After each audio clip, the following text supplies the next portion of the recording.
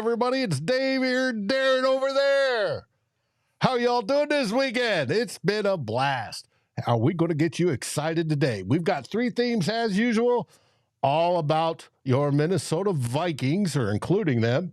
First one's going to be, how has J.J. McCarthy been? Whoa! There's a subject that's going to get you excited, and at least gets me excited, and it doesn't have to do with the big round bellies either. Then we're going to talk about tales of training camp. Some of the things that have been happening over this last week in training camp that we want to highlight, including some of the rookies that are on the rise. And there's a few of them, and that's another fantastic story coming to you shortly.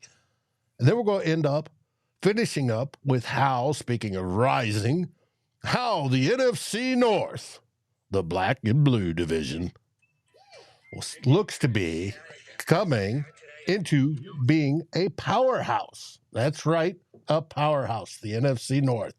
We haven't seen that for a while, but it's here. It's upon us. Next on Two Old Bloggers.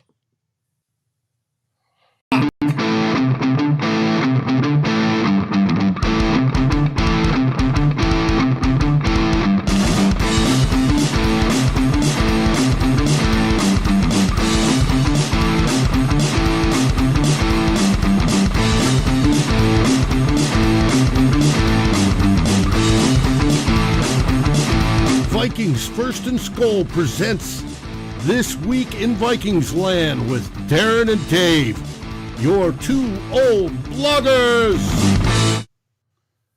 Hey everybody, we're here once again on this lovely Sunday, the 4th of August, and Darren right there, for some reason, didn't have a sporting event today. How are things in the Great White North, my brother? Another good day, civic long weekend here. So tomorrow's a holiday here in Canada. I don't know. I don't think it is in the U.S. you probably have one like next weekend or something like that. What is it for you guys? It's just a civic August long weekend holiday. Yeah, we're going to take this day off. Boom. We're Canadians. Yeah. I got you. Yes. Okay. Summers aren't as long as some spots in the U.S., so you got to give us that extra long weekend just because. Hey, I want to welcome everybody to the show. We've got Norsefius is here. Anthony Tollison says he's in a hurricane right now. I thought that was a tropical storm. Mary's here. Miss Mary, hope you drove back safely and are back home. She had a great weekend this weekend, spending time with family and seeing the Twins win. You have Aaron. How you doing, buddy? Good to see you back again. Prez, absolutely happy to have you. Raymond, Chuck, Peter, Chuck, all of you are welcome to the show. And we're going to get this thing started. Why not? It's a bunch of good news. First, with Theme 1.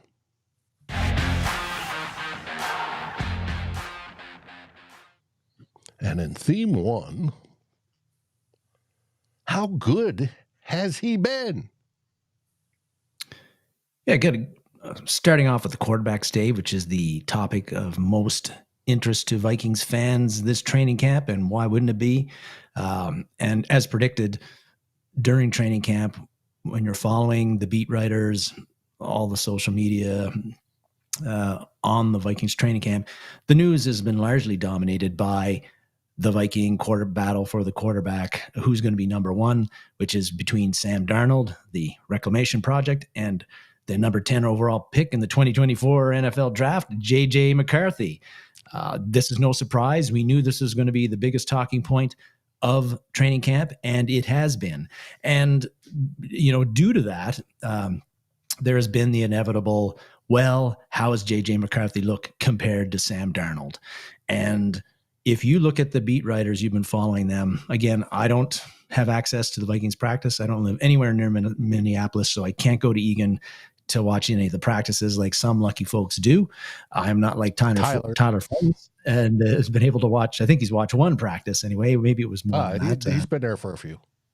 Yeah, so he's been able to get out there and give his observations. But if you look at the beat writers, follow them to get some flavor of what's happening at Vikings training camp, who's doing what and when, and some of the commentary. The rundown has been that JJ McCarthy has looked like the better quarterback compared to Sam Darnold. That has been across the board from what I have seen. And they're basing it on how they have done in their throws in 7-on-7, 11-on-11, and in the 1-on-1 drills throughout the training camp. And really, Darnold, according to what I've read, he struggled on a few days, and JJ McCarthy didn't really have a bad day until Friday, where he really struggled. But overall, people are tallying it up and saying, oh, McCarthy has been the better quarterback on X number of days compared to Sam Darnold, which was really exciting for Vikings fans, because JJ McCarthy is the future here, Dave. We all know that. We're all hoping he's going to be the guy, the franchise guy. So to hear all of this good talk, and you're seeing multiple posts of McCarthy throwing this dart to so-and-so for a touchdown, fitting it into a tight window. He made this great throw, that great throw. It did make me wonder that if we were getting the full picture on things with JJ McCarthy, and whether we're just getting a lot of tweets and videos of the really good things he's doing. Yeah, the positive spin versus where he's a little bit late on a throw or something. And then also made me wonder that maybe Darnold, who we've heard again has struggled on a few days, it seems like if he throws an interception, that's getting reported multiple times. And so a bit wondering about that as well. Again, are we getting the full picture on how both of these dudes are doing at training camp? And Tyler Forness, you guys dove into it, I think, on Wednesday, and Tyler did not agree that, from what he has seen, that McCarthy has been overwhelmingly, or not even overwhelming, has been the better quarterback during training camp. He says he's seen at that show, you should go watch it on Wednesday, it was very good. Got into that, as well as some of the players he's seen that he's really liked so far. But, Tyler felt that he's seen some both good and bad from both of these guys. And he pointed out that at that point, JJ McCarthy had not done any reps with the first team offense. So he didn't really feel that JJ McCarthy has any really chemistry with those guys, the guys that are eventually going to play when things get real on September, whenever we start playing, and when the regular season starts in September. And I think that's an important thing to look at and consider, is that you talked about it too, in that show, about how Viking fans are excited about JJ McCarthy, and understandably so. But you got to temper those things, and I don't think it really serves anybody well, or we shouldn't really be paying a whole lot of attention to when we see a post out there that says JJ McCarthy, and you sent me one, has been, out of 8 practices, JJ McCarthy has been the better of 4. Has beat Darnold 4 out of those 2, and there's been basically a tie in 2 other practices. I think, really, when we're going to learn what we have with JJ McCarthy a little bit more is preseason, starting next Saturday, Dave. And because JJ McCarthy is going to be out there, he is not going to be working with the ones, more than likely. He's going to be out there with 2s and 3s. Well, yeah, when it comes to preseason games, because some of the aspects of the ones won't be starting. No. But yes, you're right. But he has been working with the ones, and he was working with the ones yesterday as well. He was. And even they had a walkthrough today, and he took part of that as part of the ones as well, a few snaps. But that's a walkthrough. That's different. It's a walkthrough. That's closed the public. It's installation stuff. It's it's different. So we were not seeing a lot of what's going on. And we'll know this week who gets the most time in practice this week, right? Because we have our first preseason game coming up next Saturday against the Las Vegas Raiders at home at US Bank. And it's going to be interesting to see if we even see Sam Darnold start at all on that one. Yes. Will Darnold even make an appearance? That remains to be seen. I think it wouldn't be a bad idea to give him a couple of series work, but the Vikings might not be willing to do that. But J.J. McCarthy, I expect, will definitely play. Now, how much he plays, because we got 4 quarterbacks on the roster, we don't know. Will he only get a series or 2 because he's considered the backup right now? I don't know, but I think he's going to get a significant amount of snaps during preseason, when you combine all the 3 games. And I think that's when we're going to get a better view of, again, what we have with McCarthy and how much progress he's made from college to now, because he's going to be, again, working a lot of times with the 2s and 3s. So he's going to get some crummy blocking a lot of times. There's going to be multiple plays where there's going to be multiple penalties that is going to put him in bad down and distance situations. You see it all the time in preseason when you're playing with guys who aren't going to be starting on Sundays in the NFL. That's going to present a challenge to him as leading the quarterback and trying to put positive drives together. And again, with the running game might not look too smooth because the blocking will be crummy and the running backs out there will not be Aaron Jones and Ty Chandler a lot of the times. So if he can still keep the offense moving consistently, if he can create scoring drives, even though he's working with the 2s and 3s. Now, to be fair, he's also going to be facing 2 and 3s, I think, a lot of the time. So in that case, it should be even, pretty even as far as talent that he's working with and playing against. But still, if he can navigate all of that and keep the offense moving, produce scoring drives, a few touchdowns, get us into field goal position, create points, stay out of negative plays, not get sacked, not turn the ball over, I'm going to be pretty pleased with that. And I think that will show us that J.J. McCarthy has got something and the Vikings have made the right choice in drafting him. I kind of look back to 2022. The 49ers came into US Bank Stadium in a preseason game. I think it was the final preseason game or it might've been the second of them. They came in here, they beat the Vikings pretty easily. I remember Brock Purdy came into that game. And he didn't light it up. He went 14 for 23, 123 yards. Actually, Nate Sudfeld was the guy who really lit it up in that game for the 49ers.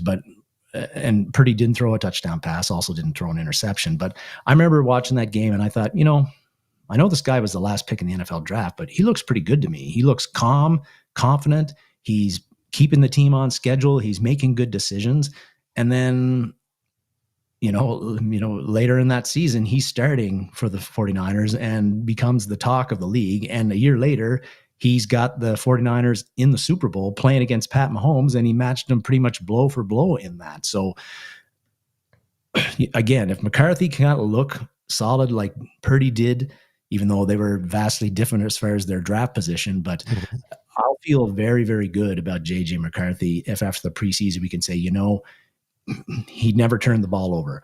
He got the Vikings into multiple position times on drives, and he moved the ball. He got multiple first downs. He created this many touchdown drives. They got so many points, field goals, touchdowns, whatever, while he was the quarterback.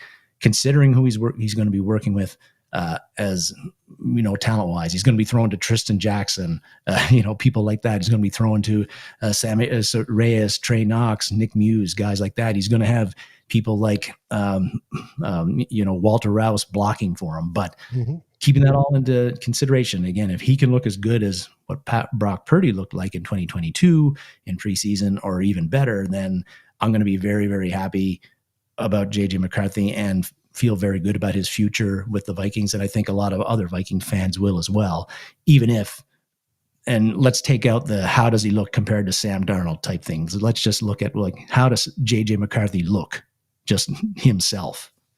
And let's stop comparing him to how he's doing. Oh, yeah, I don't think we got to compare him. Compare him to his compadres. Mm-hmm. Drake May is supposedly a disaster in New England right now. Mm-hmm. And why my camera just turned on tracking, I have no idea. But Drake May is supposedly a disaster in New England, partially because they've got defensive coach. They don't know how to, coddle or groom the quarterback. He's looking bad. You have Caleb Williams in Chicago, who's their future, but we're hearing that Caleb has some very bad days. And, those are the two main ones. And then, we also hear from Bo Nix is lighting things up. The only one that seems out of his compadres to do it is Penix. And we all laugh at that situation. But it's going to, we want to compare him to Sam Darnold, right? Because there's the supposed competition, right? Even though I think O'Connell's plan is to let Sam start, take the early season, right? And keep JJ, as was pointed out in the remarks, slow cooking and getting better at what he does. Because as Tyler said, they both have flaws that they're working through. One of the things Sam Darnold is doing is he's trying to build up chemistry. He's finally getting, in these last few days, chemistry with Justin Jefferson, right? It might have helped if he went out and thrown with him in the offseason, but he's trying to build up that chemistry, and with that, chemistry helps. Anybody throwing to Justin Jefferson does well. Ask Nick Mullins.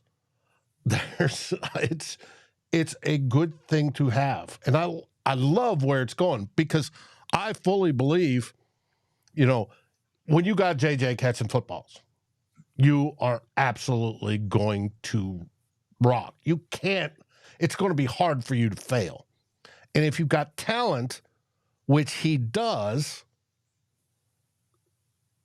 I think the sky's the limit. I think J.J. McCarthy is going to be the quarterback we've looked for a long time. And then today I hear some of his throws looks like Tom Brady's, similar release. We can just hope he has the success of Tom Brady in Minnesota. Yeah. That would be sweet. It would be, and I hope nobody's getting me wrong here with this, but I like, it's great to hear that McCarthy has looked as strong as he has during training camp. Just like I said last week, you certainly wouldn't, like you mentioned with Drake May, or even sometimes with some of the reports we're hearing from Caleb Williams, you would be more worried if you heard that consistently day out of day, Darnold is outperforming him, and it's not even close. Right now, J.J. McCarthy, while I still expect Darnold to be the number one guy when we break camp, J.J. McCarthy is making Sam Darnold work for things. He isn't. This starting job is. I believe that they're, even though Darnold is clear number one right now, there is still, it's not completely sewn up, and Darnold can't feel that he's got the job won right now. And that's great news for the Vikings, for J.J. McCarthy. And Darnold has played, from what I can read, lights out Friday and Saturday in camp, and he's being pushed, and we want him to be pushed. Yes, we do. And I think it's got me excited, absolutely excited. And it should have this man excited as well, because his plan is going into place. It seems to be working. And there was one thing he said that we didn't include in the notes this week when he had an interview. Yes, he has a plan. He's got everything mapped out in his head, how he wants to do things. But he also said he's going to put the quarterback out there that will give them the best chance to win football games. And that all made us go, who's that going to be? So hopefully we'll see. We've got to get through the preseason. Hopefully everybody stays healthy. He continues to grow, continues to work on his over rotation on some of his throws, the technique stuff that we've known about, and that he comes up busting balls, whether it's week one or whether it's after the bye, for an example. Wherever it is that he comes out, he's ready and is winning tons of games for our Minnesota Vikings. That's what we want. That's what we want. Now, that ends theme one. Now on to theme two.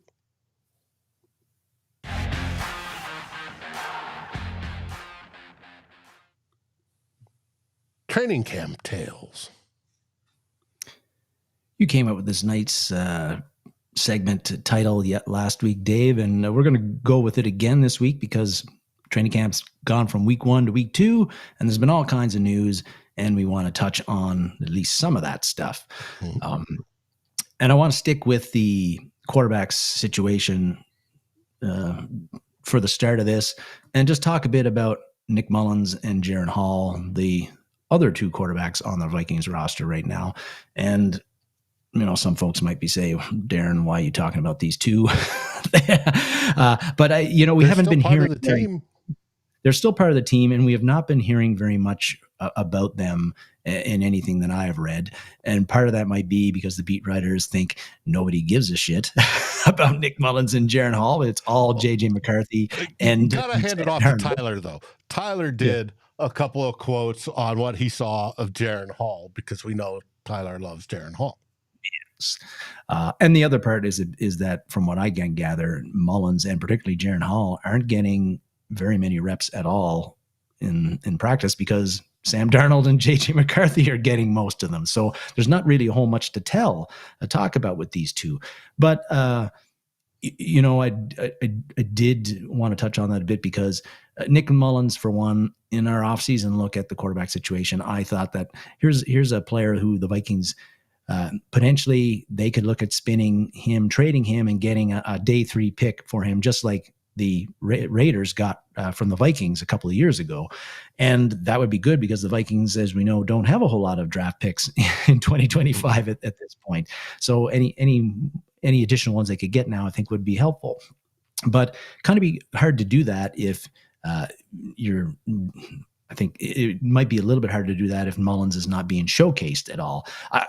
That might not be as big a concern, because I think the league knows what Nick Mullins is all about. He's been around a while. He has shown that he can move, particularly even last year. He has shown as a backup quarterback, he can move an offense and he can score points. He'll also create, give up turnovers. Throw a turnover every once in a while, yeah.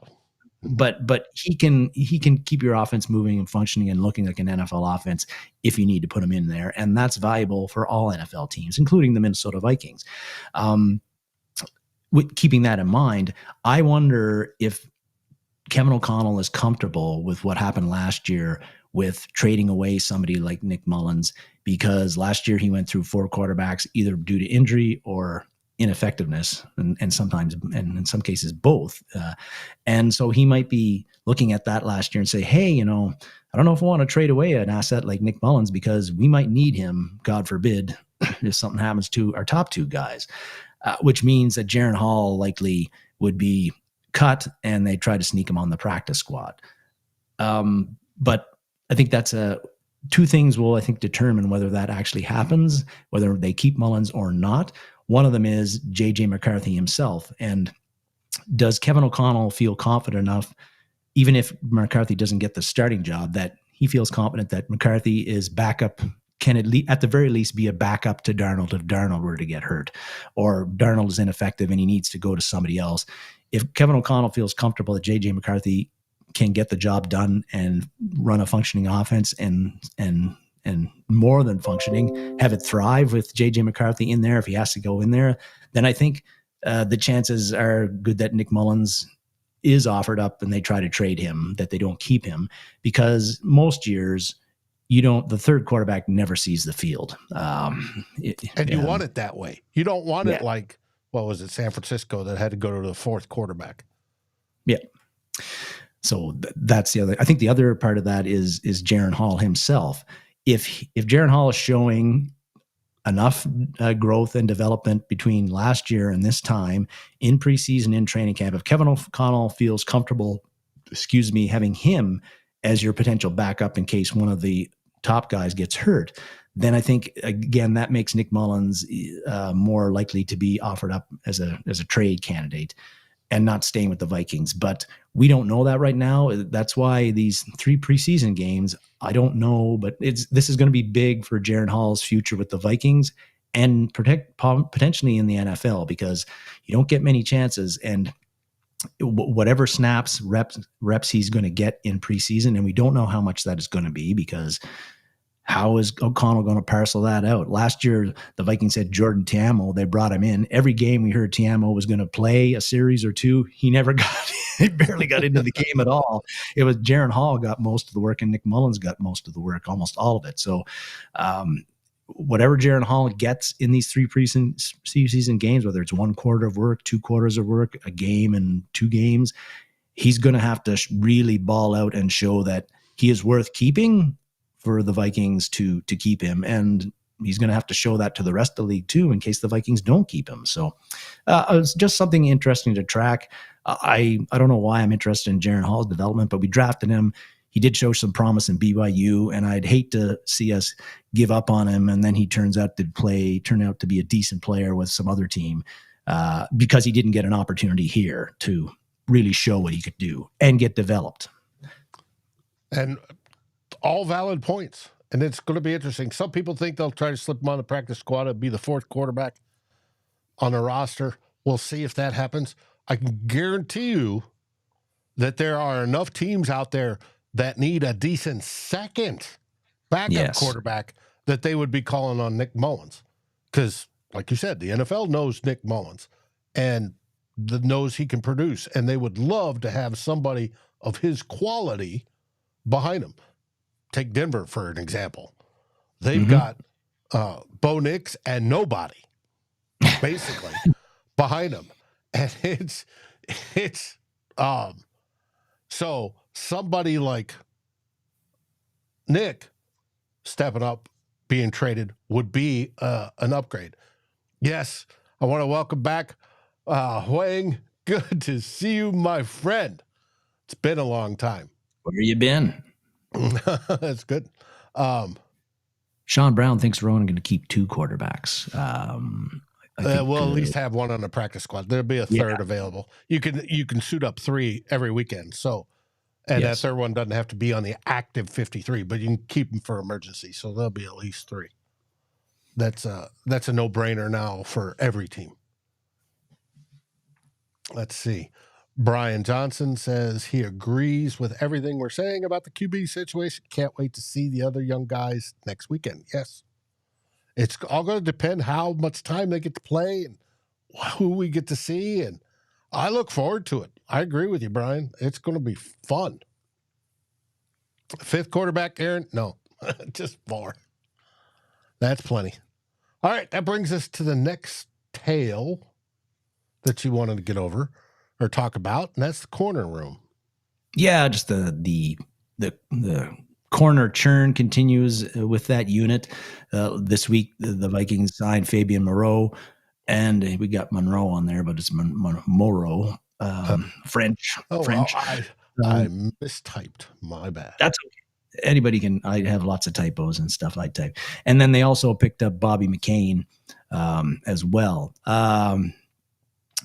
Are you excited by these picks, Vikings fans? Well, you probably shouldn't be.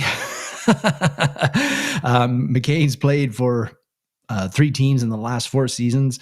Moreau is now on his 4th team in the last 4 seasons. They're both 30 years and older. McCain's actually 31, I believe. Pro Football Focus grades for McCain were very poor last year. Under 50, mind you, he didn't play very much with the Giants. Appeared in 9 games, started 1. I'm not sure how many snaps he had. Moreau actually started 11 games with the Donkeys, and played 16. His PFF grade was 62.4 defensively, and his coverage grade was about the same. So, that's not bad, but these are guys that have bounced around lately. There's a reason they've bounced around. They are also not the guys that I was hoping the Vikings were looking at, which was Stefan Gilmore, Adoree Jackson, and J.C. Jackson when we talked about the cornerback situation last week. But I was watching SKOL North on Thursday, and Doogie Scoof Wolfson brought up a very good point about why Stefan Gilmore or the Jackson 2s might not be our Vikings right now. And, he talked about that it takes 2 to tango thing. And he said, Stefan Gilmore, 34 years old right now. If he plays this year, and I think he will with somebody, he's looking at a situation where this is probably potentially his last year in the NFL. If that's the case, you probably want to play for a playoff / Super Bowl contender. Well, the Vikings, at least by the football experts right now, are not considered a Super Bowl playoff contender. Most people think they're going to finish last in the NFC North. So if you're Gilmore, you're reading and that most stuff. people are wrong, but that's beside the point. Yeah, that's right. And they will be proven wrong. But if you're Gilmore and you're reading that, and you're just looking at the moves that they made compared to other people in the league, Minnesota might not be the most desirable location for you right now. That might be the same at J.C. Jackson or Adoree Jackson. So that's probably at least a good reason why they are not Vikings right now. We also don't know if Kwesi Adofo-Mensah or Brian Flores actually think any of those guys is worth a tinker's damn. So maybe they're not interested in them either. But I think it is a good point that Doogie put up, that those guys, they have to want to come to Minnesota too. They're not. The Minnesota isn't the only team looking for those guys as potential help at corner, because everybody needs good corners. So for now, you'll have to be satisfied with Moreau and McCain. And can they help the Vikings? I would say yes, if you consider that a corner behind Shaq Griffin and Byron Murphy Jr., Andrew Booth Jr., and Caleb Evans are your other options. Right. And that's it's going to be, I think what B-Flow's got to do is he's going to have to be moving people around and doing what he did before last year, like in last year, because he doesn't have, we wanted Kyrie Jackson to be that individual, and probably would have been, rest in peace, Kyrie. That's, and we got Duke Shelley previously. Duke Shelley is a good for a size corner, but is diminutive. And Mekhi Blackman done for this season. High heels. Yeah. It's not as good as we want. Now, are we moving can we move some of the safeties down? Yes. There's the experiment of moving Jay Ward back, because he played some corner in college as well, and we'll see how it goes. It's going to be interesting to see how B-Flow manages this. And of course, Cameron Bynum did, and Josh Metellus did. Most of your safeties did play corner at one point in time. But to manage this group, and you can see there's a lot of them. I went and looked today. There's 11 corners actively on the roster. Well, I'll make that 10 with Blackman being on IR and Kyrie no longer with us. But that's a lot. And trying to find the best working group out of the bunch, because it isn't, I want the best one. You've got to find 3, preferably, plus guys to bring in and alleviate them, to come in and work together, because it's a work together deal. And once you do that, you've got your guys. You don't need that, like Tyler says, you don't need that island guy. However, we'd love to have him. You don't need him if all 3 are good, because if you have the island guy, quarterbacks are just throwing the opposite direction. It doesn't matter. So, George, I want to thank you for that super chat. We appreciate it very, very much. And not to forget, we got Dwight McGlothern, who has looked good so far in camp and has got some time, even on the first team a little bit. And Dave, you're stealing my thunder here. Oh, sorry about that. Well, you continue. Tell us about McGlothern. Cheers, Julie. Yeah. I think Brian Ports had a comment talking about how training camp cuts will also potentially could provide some options to the Vikings too. We don't know who those will be, but there's always some surprise cuts at various positions, and maybe some of those will be corners who might interest the Vikings and lead to more churn on the cornerback depth chart. We don't know. We'll see in a few weeks on that. Moving on. On our training camp tales is last week's show, we were looking a little bit at players that are flashing in training camp, and I mentioned that it's really been offensive players that I've been reading about, but that might change once they hit to the pads on Monday, and that has indeed happened. We are starting to hear more about defensive players who are shining, and one of those consistently almost every day is safety Theo Jackson. You're reading about him. Theo Jackson intercepted sometimes multiple quarterbacks, and if he isn't doing that, he's knocking down passes and getting past his defense. This doesn't surprise me because last year, in the limited amount of time he got, he always seemed to show to me and play very well.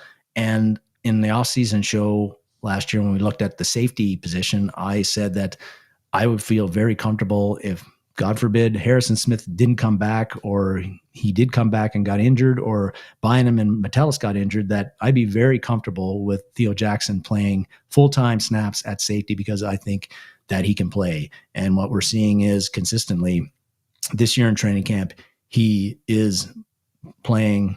He's like the most noted defender almost every day. He's a good player, and we're lucky to have him. And I think that you're going to see him have an expanded role with the Vikings this year, especially because Kevin O'Connell said he was going to limit Harrison Smith's snaps this year. Well, who's going to get the snaps if Harrison Smith is on the bench? I think it's going to be a Theo Jackson, and deservedly so. He's one guy who's been a standout. I've heard reported at the end of this last week that Theo Jackson is legitimately a starting safety in this league. He's been that good. And that gives us 4 starting safeties. Yes. And that's tremendous. It was also used in a conversation that we're not going to talk about Cam Bynum's possible contract extension, but Kwesi could say, Cam, we love you. We wish you luck. Play out your last year, bust nut. We'll see from there, and then let him walk, because they've got Theo Jackson under contract, and move Theo into there. That would be an interesting development if they do that. But if we've got 4 quality starting safeties, it's a wonderful problem to have. But Theo has been doing great. He has.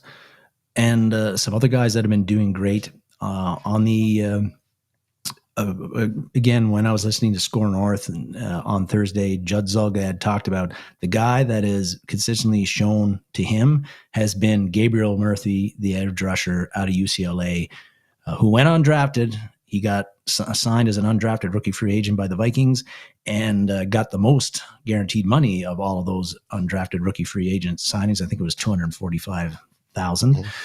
But he is consistently, according to Judd Zulgad and in other reports I've read, he's getting mentioned a lot. Friday, he had a sack.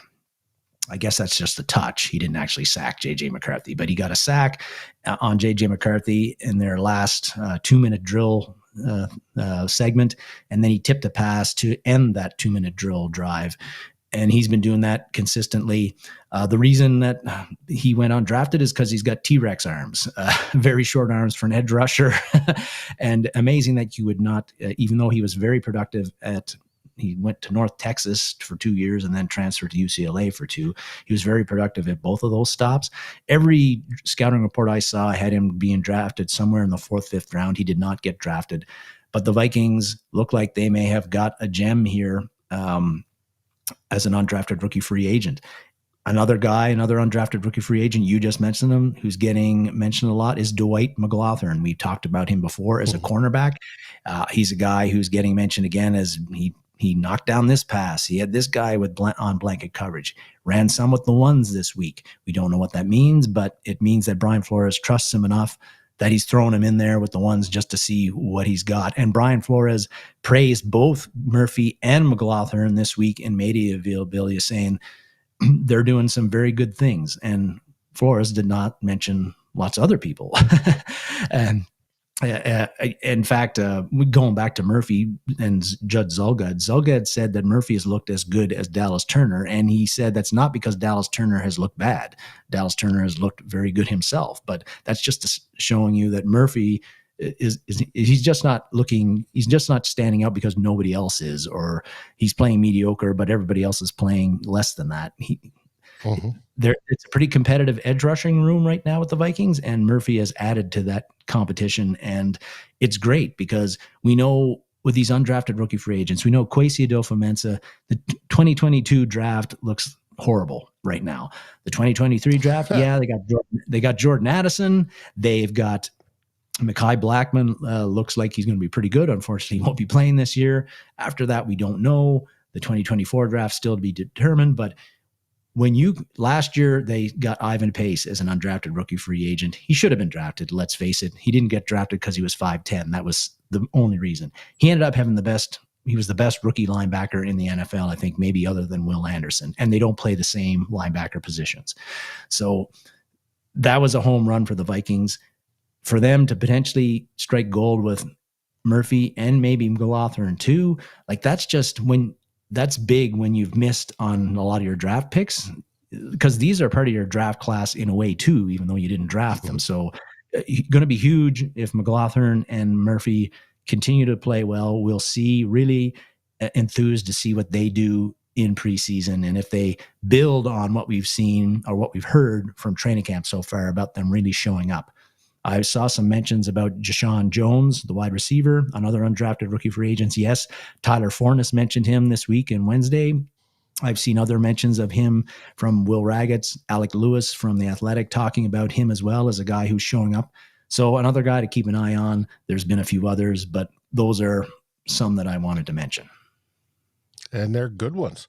But you want to talk about another rookie coming to stand out. He was drafted, 7th rounder. Levi Drake Rodriguez, yes, is getting time and snaps with the first team. And Judd compared him, I think yesterday, maybe the day before, compared him to Johnny Randall. That his motor doesn't quit. Hey, so, when you're he's listed at what, 6'4" and 294? I don't know. Yeah, that's actually right around there. But he's undersized. He seems undersized for a nose 0-1, 2-3 technique type, but he's making the push, and if half of it's heart. If your motor doesn't quit and you keep pushing people back, by all means, do it. And from what I gather, that's what he's doing. So these are these rookies that are rising, right? Whether it be McCarthy, Levi, Drake Rodriguez, McGlothern, everybody we've talked about so far today. This is good. This is good. This is wonderful to keep the team developing and moving in the right direction. Now, we're going to move on to the next tale, which is another rookie. And one that affects all Vikings' hearts. And by that, I mean stress. The kicker. Oh, that's Romo. Yeah. The kicking competition for the Minnesota Vikings is over, David, with John Parker Roma got cut, released on Monday, which left Will Reichard, the 6th-round draft pick out of Alabama, as our only place kicker on the roster, which means he's won the place kicking competition. I don't think there was much of a competition anyway. With the Vikings picking Reichard, they picked him in the 6th round. They wouldn't have selected a place kicker and then cut him for a guy like John Parker Romo, which they signed off the street, unless Reichard was a complete train wreck in OTAs, mandatory minicamp, and training camp. And he hasn't been that. From what I read, he's made 16 kicks in practice, or he's taken 16 kicks in practice. He's made 14 so far, including a 50-yarder on Saturday, which would have been good from 65 yards, I told. Well, you can watch it. It's a 58-yarder that was easily cleared 15, 20 yards behind the crossbar. It would have gone for 70 easy and been good. So, that's it. Will Reichard is going to be your place kicker when we start the regular season, which, Vikings fans, as you said, are always wary with good reason about place kickers. But I think that, and they might be wondering if Reichard is going to be any better than the last place kicker that we drafted, which was Daniel Carlson. And kicked a grand total of 2 games for the Vikings, and then we cut him. Mike Zimmer cut him, which turned out to be a big mistake because Carlson's turned out to be an excellent place kicker at the NFL level. I think it's a totally different situation though, Dave, because the Vikings, Kevin O'Connell, and the Vikings front office, they're going to be much more patient with Will Reichard, and they're in a position, I think, to be much more patient with Reichard than Mike Zimmer and Rick Spielman were with the Vikings back in 2018 with Carlson. This Vikings team, as we said, the experts don't think very much of them. They think they're not going to make the playoffs. They're going to be finishing last in the NFC North. Like you said, they're going to be wrong. But anyway, we will let them think that way. We've got them right where we want them. Got them right where we want them. But so when you're in that position, I think that if Reichard, God forbid, has struggles in a game or two, I think Kevin O'Connell and that coaching staff and Matt Daniels, they're going to be okay with riding that out. In 2018, the Vikings had just come off an NFC championship game. They had just signed Kirk Cousins. The experts were expecting them to be challenging for a Super Bowl. So when you have your kicker go 0 for 3 at Lambeau Field in a pressure situation and you tie the Packers when you should have beat them, they panicked. At that time, but I can understand why they panicked. They just felt that they couldn't afford having a rookie kicker with the yips playing for a team that had Super Bowl aspirations. Now we know that was a mistake. That situation is not this situation in 2024. And also, I just don't think Kevin O'Connell has the same temperament as Mike Zimmer. I think that he's just more of a supportive, and he realizes that kickers go through funks. Even the best ones do, but the best ones come out of them. And I think Reichard's a good one. And hopefully he doesn't have any kind of struggles like Carlson does, but if he does, I think the Vikings are going to stick with him, and he'll come out of it and be the place kicker we've been looking for quite a while. I think so. I think it's going to be.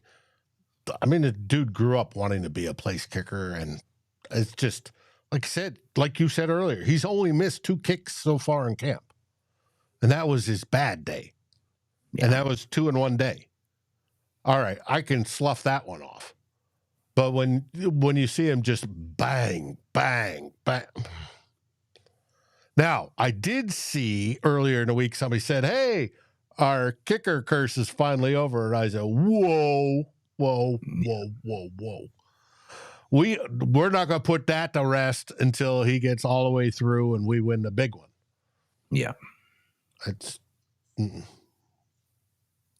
But, yes, and we don't have impatient Mike Zimmer anymore. Yes, that is correct. And that's a good thing because now we're in a different time frame.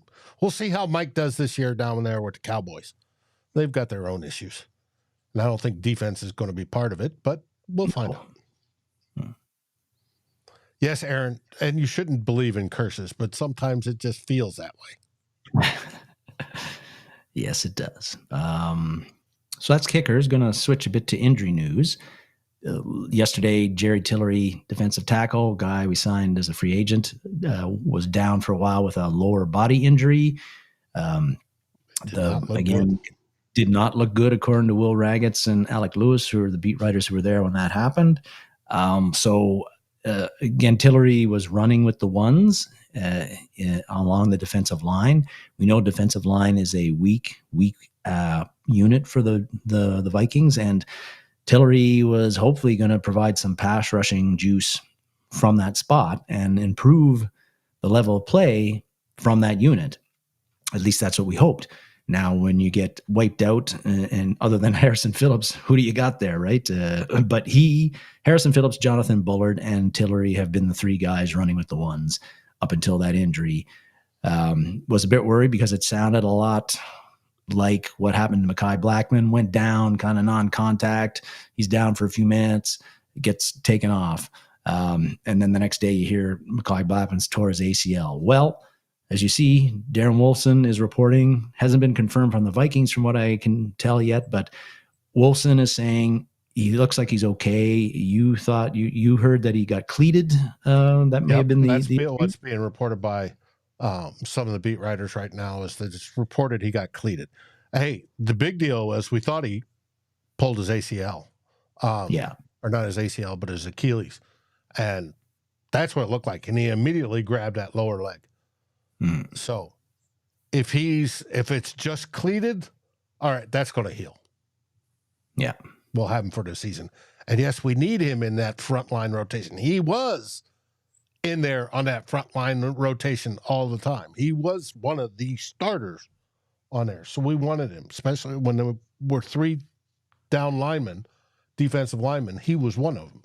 So we needed him healthy. And thankfully, football gods said, yes, it's only cleated. And thankfully, football uses rubber cleats and not steel cleats. And so, or it could have been much, much worse. Could have been. So that's good news. More good news on the injury front is that we've been hearing that TJ Hawkinson from the beat writers has been looking really good on the side. He's still on the physically unable to perform list, of course. The Vikings can activate him from that at any time, but he's been shown running pretty much at full speed, it appears, off to the side, looking really good, really sharp. Kevin O'Connell brought him up this week and said he's looking like he's ahead of progress. Now, Kevin O'Connell was also quick to point out that he's not putting a timeline on when TJ Hawkinson will be back. And that's what I would expect Kevin O'Connell to say. Because once you put out a timeline, then people hold you to it. Well, Kevin O'Connell is not going to do that in case that timeline ends up being shows to be wrong. However, just like with the quarterbacks. Yeah. However, the fact that TJ Hawkinson is looking great is great news, because we knew that the potential was he'd probably miss the first 4 games of the regular season based on the ACL, MCL return timelines, which we talked about is like 8 or 9 months. But the possibility was also that if the surgery didn't go well or his knee didn't respond well to the rehab, that he would be out much longer than 4 weeks. And that definitely wouldn't have been good for the Vikings in 2024. But right now it's looking like Hawkinson, I do expect that he's going to start the season on the physically unable to perform list. And that means he's going to have to miss the first 4 games, but that it might only be 4. And which I think was pretty much the best case scenario with this injury anyway. And it's looking like that is turning out to be the case. So great news about TJ Hawkinson. When he does come back, he'll be good to go, full tilt for those last 13 games of the NFL regular season. He has been running. That's already been checking out. From what I gather, from what I've heard, is that they're starting a little bit on cutting. And not so much cut, but more round off. The change of direction. And that's where the stress is going to be to start off with. If he can get through that and build up confidence in his knee and it stays strong, those cuts will get sharper and sharper as it goes until they get back to normal. So we'll see. He could be ready in 4 weeks, once the season starts. And that's going to be amazing. There's murmurings he may be ready for week 1. That would be shocking. If he is, maybe he's taking some Adrian Peterson stem cells or something. It's just, that would be shocking. But the fact that we are hearing that he is running, he is practicing. Hopefully he's getting some balls thrown to him. I'm sure he's at least standing in front of a jugs machine somewhere catching footballs. And that's a good thing. Very good thing. Well, that brings us the end of theme 2, and now we move to theme 3.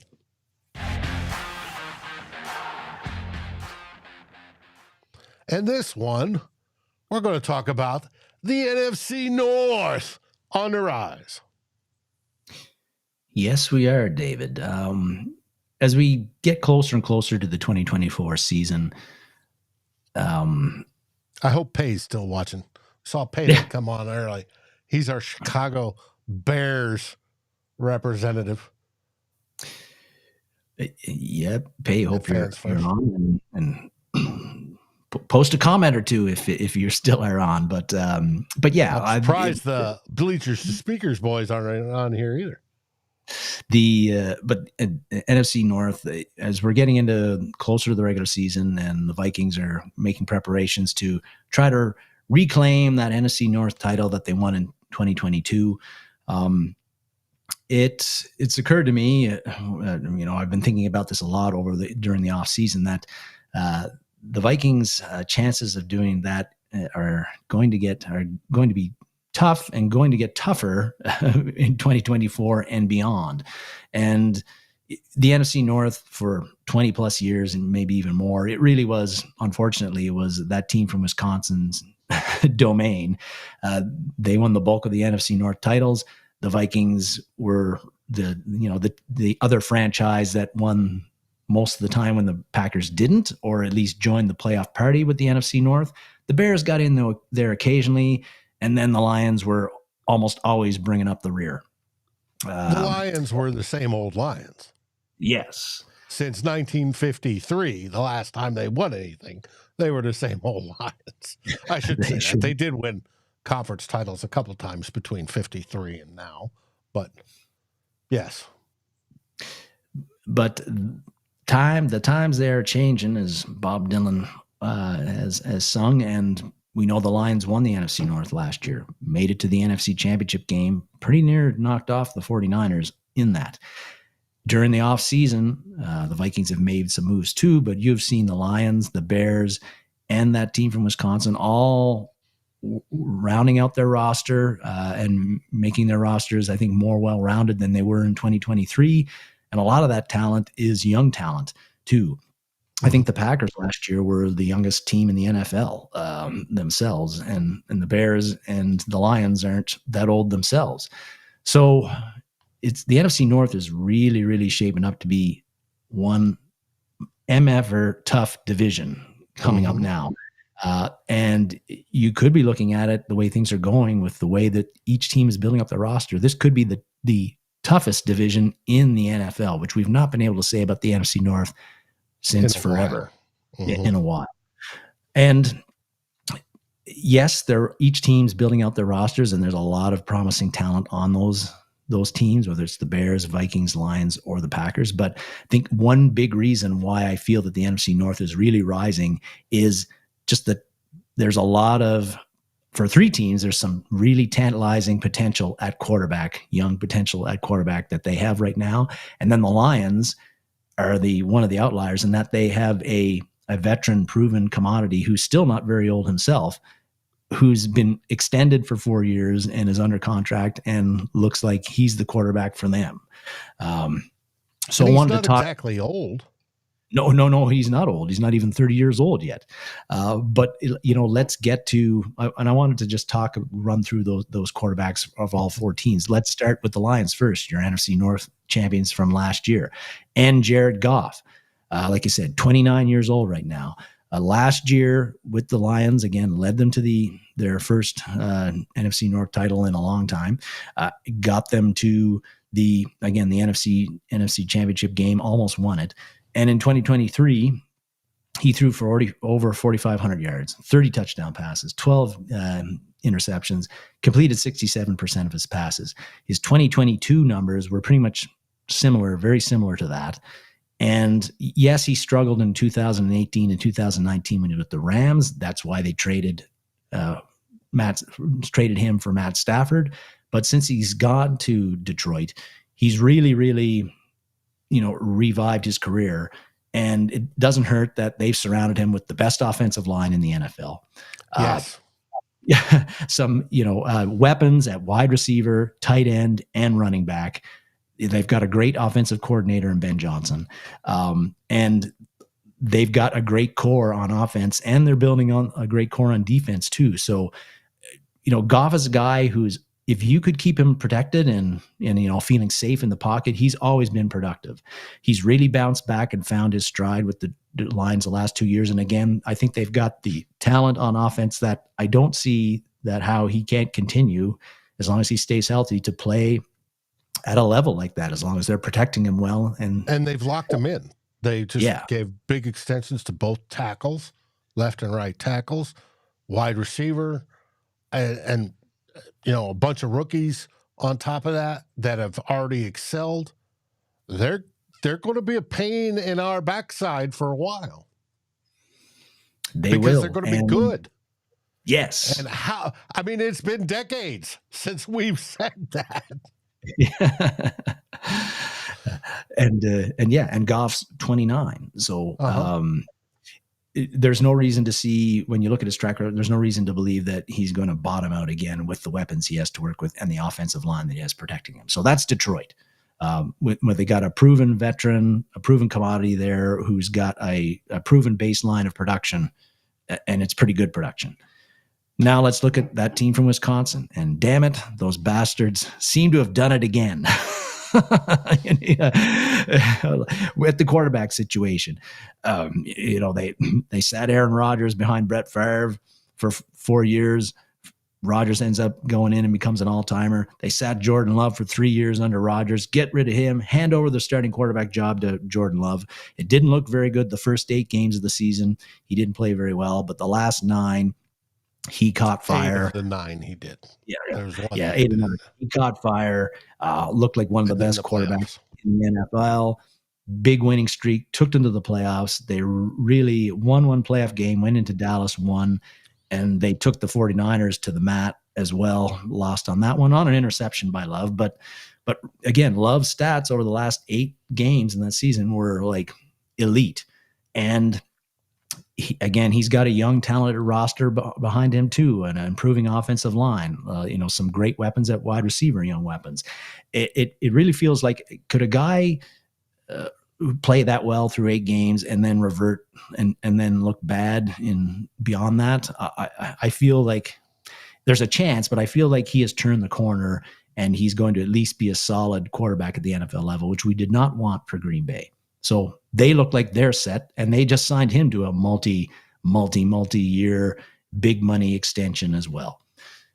Chicago. Now, they have some other weaknesses on their team that need to be addressed, but what do I say when we do preseason games? First thing we look at is quarterbacks, because you go quarterback versus quarterback, even though they don't play, literally against each other, the better quarterback wins 80% of the time. Mm-hmm. And our division is going to be stacked in that department. Yes, it's looking that way. Turning to Chicago, of course, they picked Caleb Williams number 1 overall. We don't know how it's going to turn out for Caleb Williams, but we do know that he was the consensus number 1 quarterback of what looks like a very strong quarterback class. Do you know what Caleb Williams says? I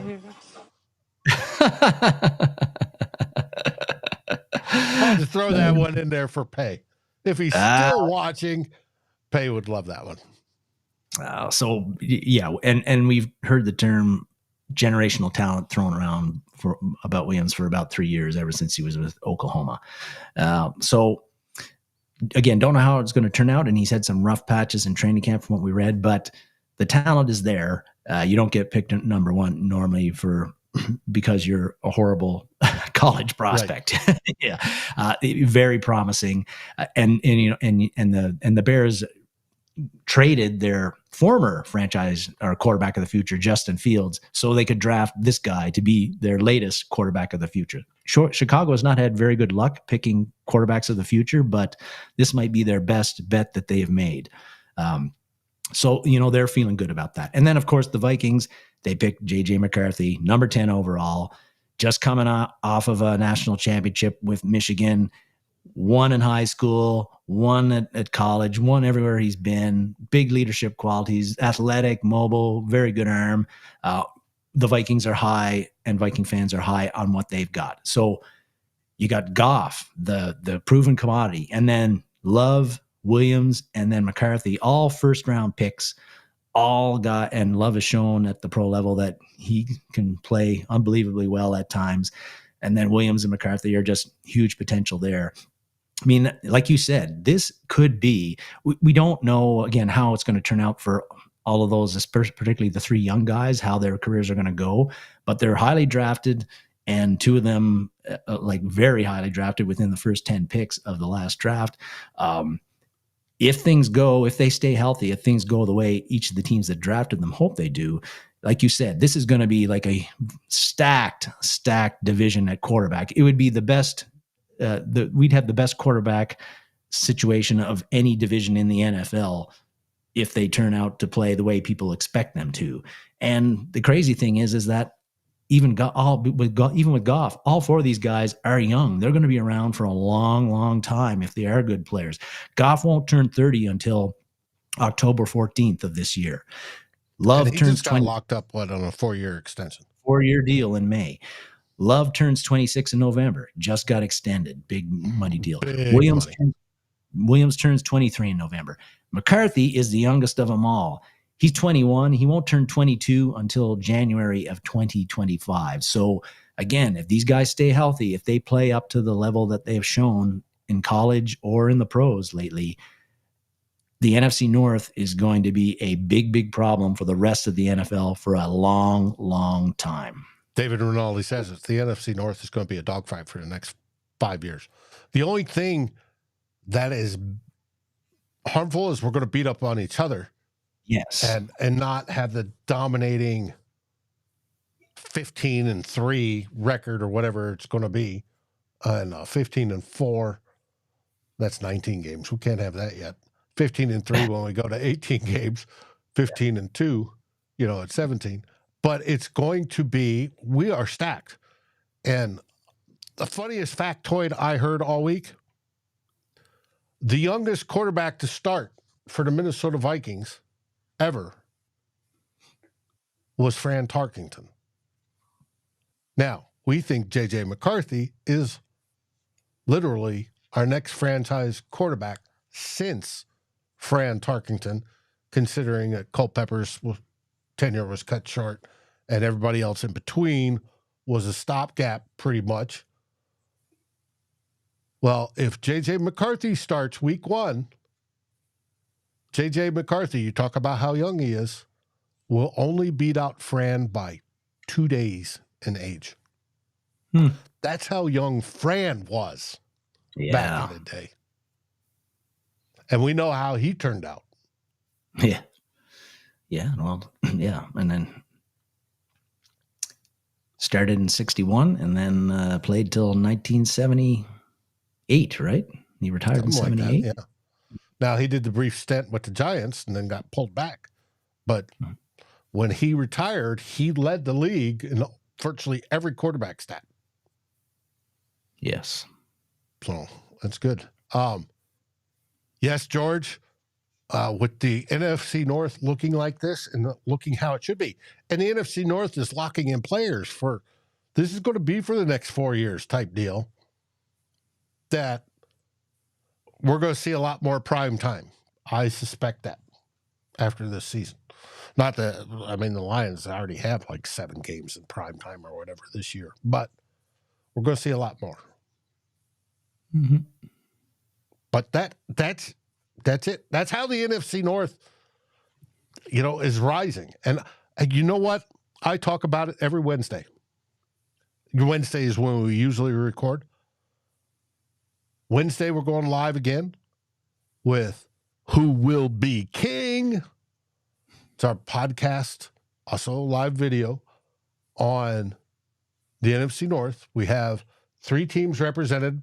The only reason we don't have a 4th is because Packer guy last year sucked, got fired, and we're still looking for a new Packers representative to go up and be the man in the middle of the NFC North division. But we go live. We rotate who hosts it between the Chicago Bears podcast, the Bear Claw podcast, found on Frustrated Chicago Sports Fans channel, Bleachers to Speakers, the Lions podcast, found on Bleachers to Speakers, and of course, me, Dave, on Vikings First and SKOL. And this week, on Wednesday, I'm hosting. So you get to be able to see it live and see all the fun banter as we usually pick on that team from Wisconsin. It's written in the bylaws, so we have to do that. And it's going to be fun. And we get to talk about a football game because the Bears played this last week in the Hall of Fame game that got cut short, which was a blessing because it was getting pretty bad at that point in time anyway. But it's going to be a tough division. Raymond, you got that right. It's going to be a tough division. And that brings us to the end of the show today, everybody. We had a great time. Any last words there, Darren? I almost forgot. Last week, Norpheus, who I think is still with us, made a comment. He was asking me if I knew a guy named Jay Legier in Yellowknife. And sorry, this is too inside, but I did want to respond. And I don't know Jay Legier personally. I do know of him. So I'm not sure why Norpheus was asking me if I knew Jay Legier. I guess he knows Jay Legier too, but you can put that in the comments somewhere, Norpheus, today or next week or whenever. Yellowknife's got just over 20,000 people. So, and I have been involved in a lot of sporting stuff. So I meet lots of people, and it's a very social town with people come and go. So, you meet a lot of people, you meet people, friends of friends or friends of acquaintances all the time. And Jay Legier was somebody that I just knew of because other people had worked with him and knew him that I knew of. So, well, maybe you two can get together or something. I'm sure they have some good beer up there in a pub, or that you could. We do. Yeah, meet at. we have a brew pub here in town. Mm-hmm. See, so perfect. Norpheus, let Darren know where and how, and I'm sure he'll make that happen.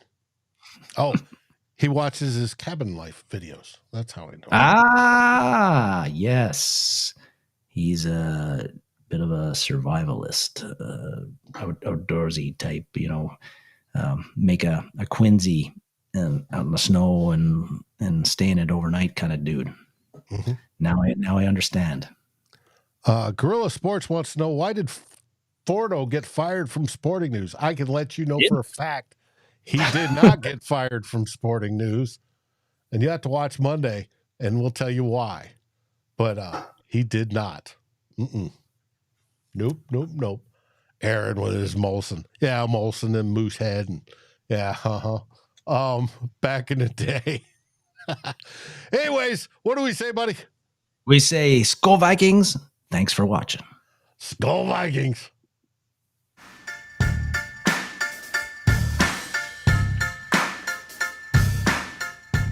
Like, subscribe, and ring the bell. And rate us on your favorite podcast aggregator. Darren and Dave, thank you for watching this episode of Two Old Bloggers. We look forward to seeing you on every show on the new Vikings First and SKOL. You can find our podcast as part of the Fans First Sports Network. Sports takes for the fan, from the fan. SKOL, everybody!